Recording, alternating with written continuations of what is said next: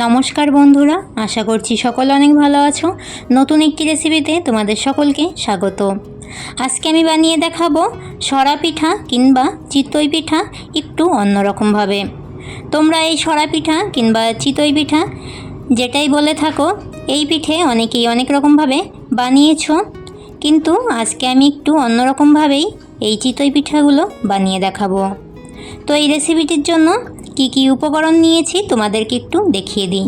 এইখানে নিয়েছি ধনেপাতা, কাঁচা লঙ্কা, এইখানে নিয়েছি চালের গুঁড়ো। এই চালের গুঁড়োগুলো বাড়িতেই করে নিয়েছি। এই দিকে নিয়েছি ময়দা। ময়দাটা কী জন্য নিয়েছি একটু পরে বলে দিচ্ছি। নিয়েছি লবণ, ধনেপাতা আর কাঁচা লঙ্কাগুলোকে কেটে নিয়েছি। এবারে ব্যাটারটি তৈরি করে নেব। চিতই পিঠার ব্যাটার তৈরি করার জন্য হালকা উষ্ণ গরম জলের প্রয়োজন। প্রথমে দিয়ে দিলাম চালের গুঁড়ো, তারপরে দিয়ে দিচ্ছি ময়দা। এখন দিয়ে দেব স্বাদ মতো লবণ। লবণটা তোমরা তোমাদের স্বাদ মতো দিয়ে দেবে। অন্যদিকে হালকা উষ্ণ গরম জল করে নিয়েছি। এবারে চিতই পিঠার ব্যাটারটা তৈরি করে নেব। ভালো চিতই পিঠা করতে হলে ব্যাটারটাকে খুব সুন্দর করে মেখে নিতে হবে। প্রথমেই বেশি করে জল দিয়ে ব্যাটারটা তৈরি করে নিলে পিঠেগুলো ভালো হয় না। প্রথমে এইভাবে অল্প জল দিয়ে ব্যাটারটাকে অনেকক্ষণ ধরে মেখে আবারও পরিমাণ মতো দিয়ে দিচ্ছি চালের গুঁড়ো। দিয়ে অল্প করে জল দিয়ে আবারও ব্যাটারটিকে শক্ত করে মেখে নেব। তারপরে অল্প অল্প জল দিয়ে ব্যাটারটাকে পাতলা করে নেব। তোমরা যারা প্রথম আমার চ্যানেলে আমার ভিডিও দেখছো, আমার চ্যানেলটিকে সাবস্ক্রাইব করে দিয়ে পাশে থাকা বেল আইকনটি অল করে রাখার অনুরোধ রইল, যাতে আমার নিত্য নতুন রেসিপিগুলো তোমরাই প্রথমে দেখতে পাও। চিতই পিঠার ব্যাটারটাকে আমি প্রায় 5 মিনিট ধরে শক্ত করে মেখে নিয়েছি। এবারে অল্প অল্প করে জল দিয়ে ব্যাটারটাকে পাতলা করে নিচ্ছি।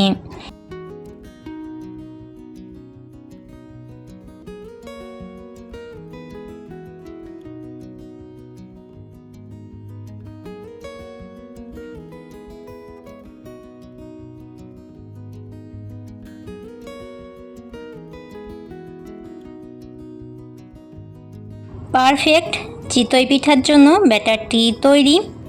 তোমাদেরকে দেখিয়ে দিচ্ছি, ঠিক এই রকম পাতলা করে নিতে হবে। এবারে দিয়ে দিচ্ছি আগে থেকে কেটে রাখা ধনেপাতা, কাঁচা লঙ্কা।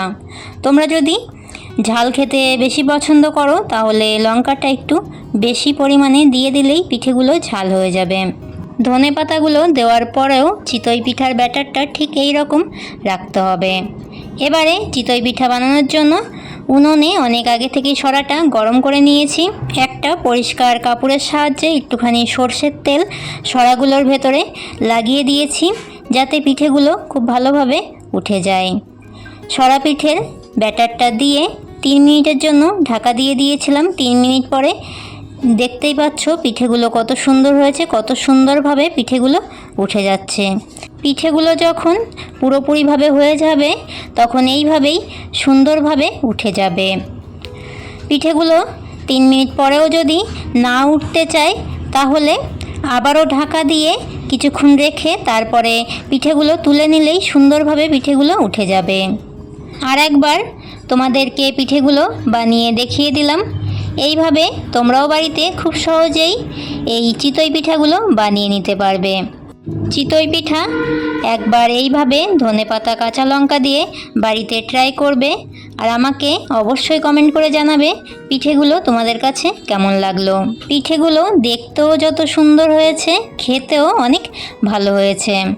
তোমাদেরকে একটা পিঠে ছিঁড়ে দেখিয়ে দিচ্ছি, ভেতরটা কত সুন্দর জালিদার হয়েছে।